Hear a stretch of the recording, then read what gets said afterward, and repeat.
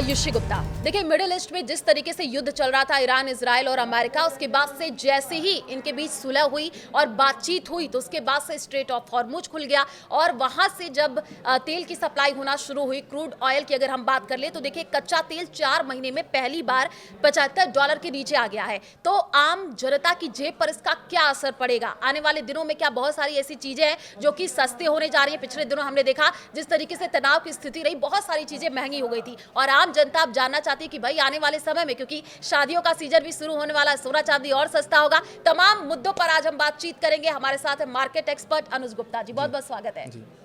अनुज जी, मेरा पहला सवाल आपसे रहेगा कच्चा तेल को लेकर के, जो कि 4 महीने में $75 के नीचे, क्या इसकी अर्थव्यवस्था पर हमारे क्या असर पड़ेगा और क्या आने वाले समय में रहने वाला है? देखिए, क्रूड का नीचे आना, क्रूड के भावों का नीचे आना भारत की इकोनॉमी के लिए बहुत पॉजिटिव है, क्योंकि हम 80% जो क्रूड है वो इंपोर्ट करते हैं और इसका हमारे पूरे राजस्व पर बहुत इम्पैक्ट पड़ता है। तो हमने देखा था कि क्रूड का भाव $120 तक चला गया था।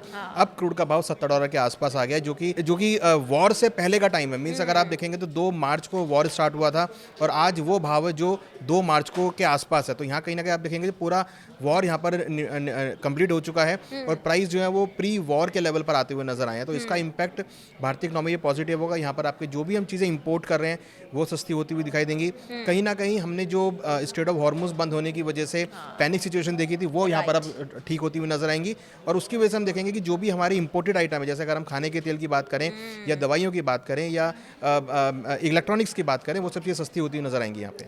बिल्कुल, क्योंकि 170 दिनों के पिछले हम बात कर ले तो हमने देखा किस तरीके से उतार चढ़ाव साफ तौर पर देखने को मिला है। लेकिन अगर कच्चा तेल की बात हो रही है, क्योंकि जो आम जनता है अनुजी, वो ये समझना चाहती है, उनको स्ट्रेट ऑफ हॉर्मुज भाई खुल गया, तेल गुजरेगा, क्रूड ऑयल गुजरेगा, लेकिन वो इजी लैंग्वेज में समझना चाहते हैं कि वो जो डेली यूज चीजें करते हैं वो कितनी सस्ते होने वाले। तो आपसे जानेंगे, अब पेट्रोल डीजल के क्या रेट नहीं बढ़ेंगे, महंगाई का क्या असर रहेगा, सीएडी में सुधार रहेगा, जरा बताइएगा। देखिए, पेट्रोल डीजल के भाव तो अभी शायद कम ना हो, क्योंकि मुझे लगता है कि सरकार अभी थोड़ा वेट करेगी कि किस तरीके से जो भाव गिरे हैं वो सस्टेन होती है नहीं होते। अगर 2-3 महीने प्राइस स्टेबल हो जाते हैं तो हो सकता है उसके बाद सरकार कुछ कम करती हुई नजर आए। मगर हाँ, ये ज़रूर है कि जो हम इंपोर्ट एक्सपोर्ट कर रहे हैं, जो हम इंपोर्ट कर रहे हैं, जिसमें हमारा मैक्सिमम खाने का तेल आता है, वो यहाँ पे सस्ता होता हुआ नजर आएगा। जिसमें मेडिसिन इंपोर्ट करते हैं वो सस्ती होती हुई नजर आएंगी।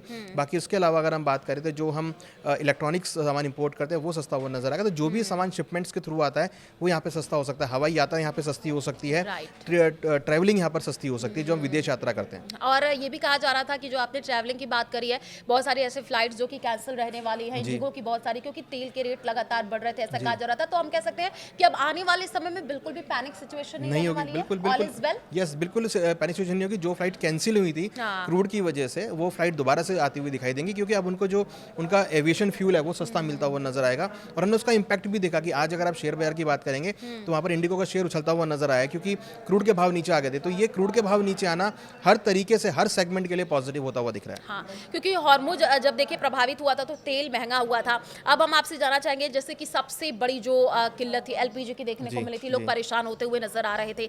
एलपीजी की बात कर ले, एमोनिया, फर्टिलाइजर और प्लास्टिक उस टाइम महंगे हुए थे, तो अब क्या किसानों को भी राहत रहेगी? फर्टिलाइजर्स के भी दाम कम हो जाएंगे?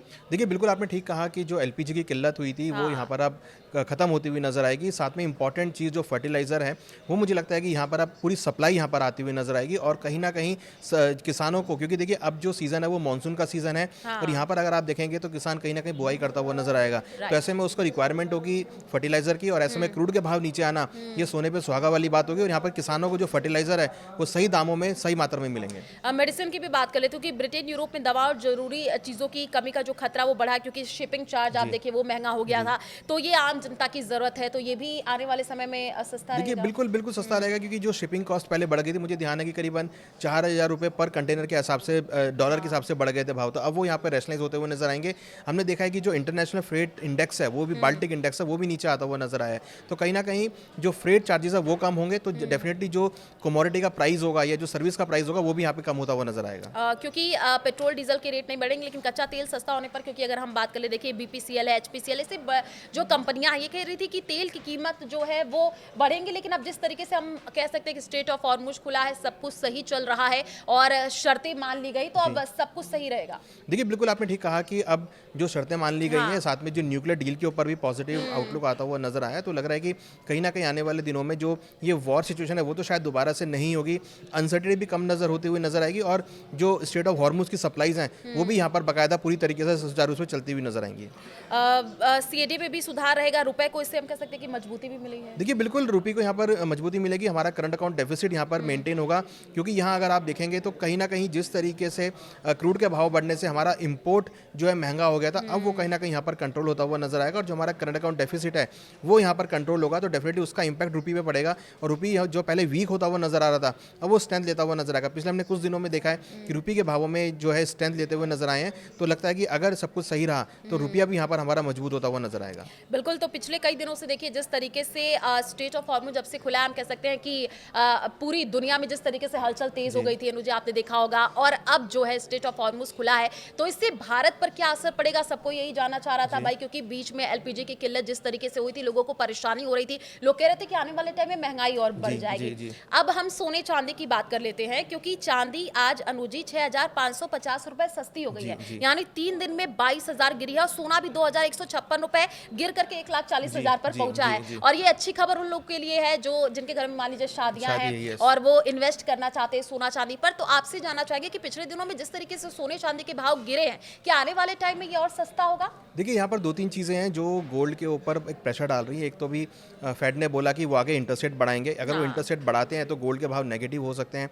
उन्होंने बोला कि आगे चलकर जो डॉलर इंडेक्स है वो बढ़ रहा है, यहाँ पे डॉलर की वैल्यू बढ़ रही है तो उसकी वजह से नेगेटिव होता हुआ दिख रहा है। प्लस क्रूड के भाव नीचे आए हैं तो एक जो नेगेटिव सेंटीमेंट है वो आता हुआ नजर आया, तो लग रहा है कि गोल्ड सिल्वर के भावों में अभी कुछ और यहाँ पे गिरावट देखी जा सकती है। और अगर आप देखेंगे तो फिजिकल मार्केट के अंदर भी करीबन 70% गोल्ड की डिमांड कमजोर होती हुई नजर आई है, तो कहीं ना कहीं लोग अभी वेट कर रहे हैं कि भाव नीचे आएंगे, और देखिए भाव नीचे आ भी रहे हैं अभी। तो मुझे लगता है कि जिन लोगों को शादियों के लिए गोल्ड लेना था या जिनको फिजिकल गोल्ड लेना था उनके लिए तो बहुत अच्छा मौका है कि खरीदारी कर सकते हैं, मगर अगर जिनको लगता है कि उनको भी वेट करना है तो मुझे लगता है कि अभी और वेट करना चाहिए, क्योंकि अभी लगता है कि कुछ और भावों में गिरावट अभी आने वाले दिनों में हो सकती है। यानी जो लोग अभी सोना चांदी पर इन्वेस्ट करना चाहते हैं थोड़ा संभल करके देख, बिल्कुल मुझे लगता है कि जिनको गोल्ड सिल्वर में इन्वेस्टमेंट करना है उनको संभलना चाहिए, भाव अभी कुछ और नीचे आ सकते हैं। हालांकि ये सिर्फ शॉर्ट टर्म के लिए है, ऐसा नहीं है कि आपको लॉन्ग टर्म के लिए गिरावट देखने को मिलेगी, शॉर्ट टर्म में थोड़ी बहुत गिरावट आ सकती है, बट लॉन्ग टर्म व्यू हमारा अभी भी पॉजिटिव है। हमें लगता है कि लॉन्ग टर्म में आपको अगेन हायर लेवल देखने को मिलेंगे, शॉर्ट टर्म में गिरावट आती है जो खरीदारी के मौके होंगे।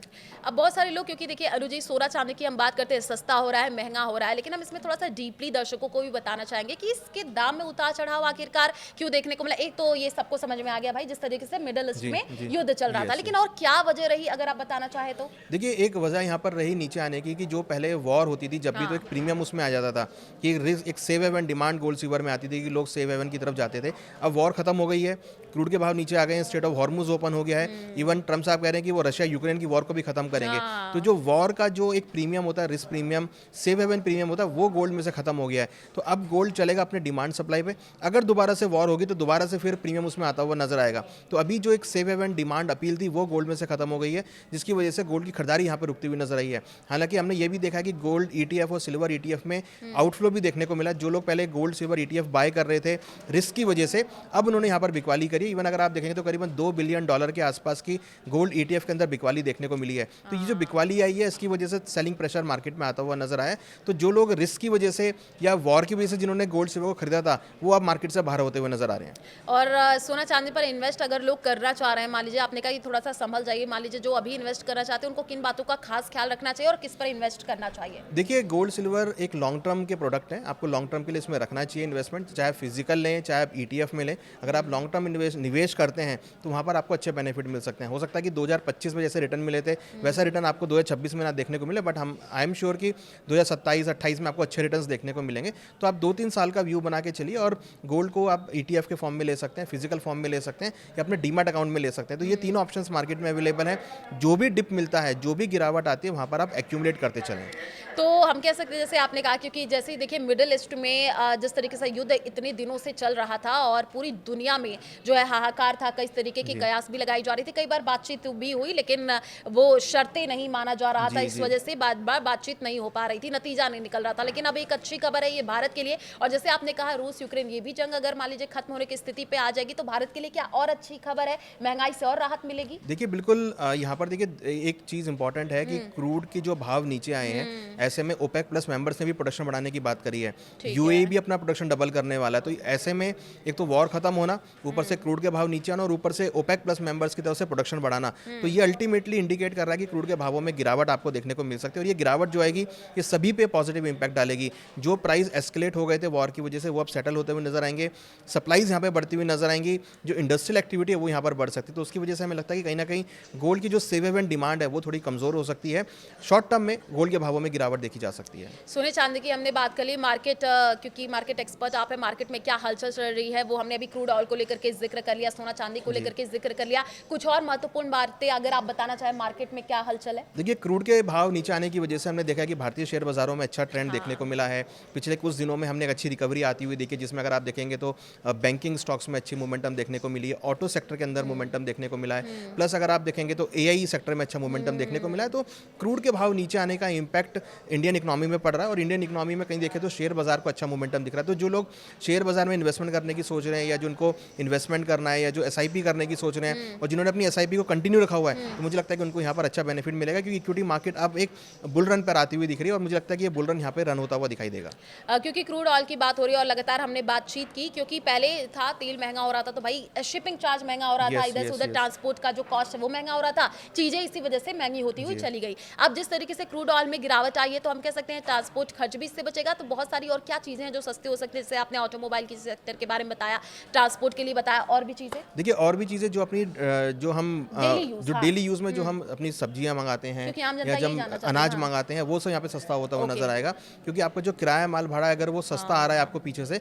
तो यहाँ पर भी आप उसको नॉर्मली कम रेट में देंगे। तो मुझे लगता है कि जो एक इन्फ्लेशन का फैक्टर है, जो सबसे बड़ा एक चैलेंज था पूरे ग्लोबल इकोनॉमी के लिए, तो इन्फ्लेशन यहाँ पे कंट्रोल होगा। और जो सबसे बड़ी जो फेड टारगेट कर रहा था या सेंट्रल बैंक टारगेट कर रहा है इंटरेस्ट रेट बढ़ाने के लिए, तो वो शायद इंटरेस्ट रेट अब आगे ना बढ़ाते हुए नजर आए, क्योंकि जब उन्होंने डिसीजन लिया था उस टाइम क्रूड का भाव $90 चल रहा था, अभी $70 चल रहा है। तो यहाँ पर इन्फ्लेशन जो है वो यहाँ पर कंट्रोल होगा, तो जो भारत की जीडीपी है या जो ग्लोबल जीडीपी है वो ग्रो करती हुई नजर आएगी और इन्फ्लेशन की जो मार है उससे पूरा ग्लोबल बचता हुआ नजर आएगा, भारत बचता हुआ नजर आएगा।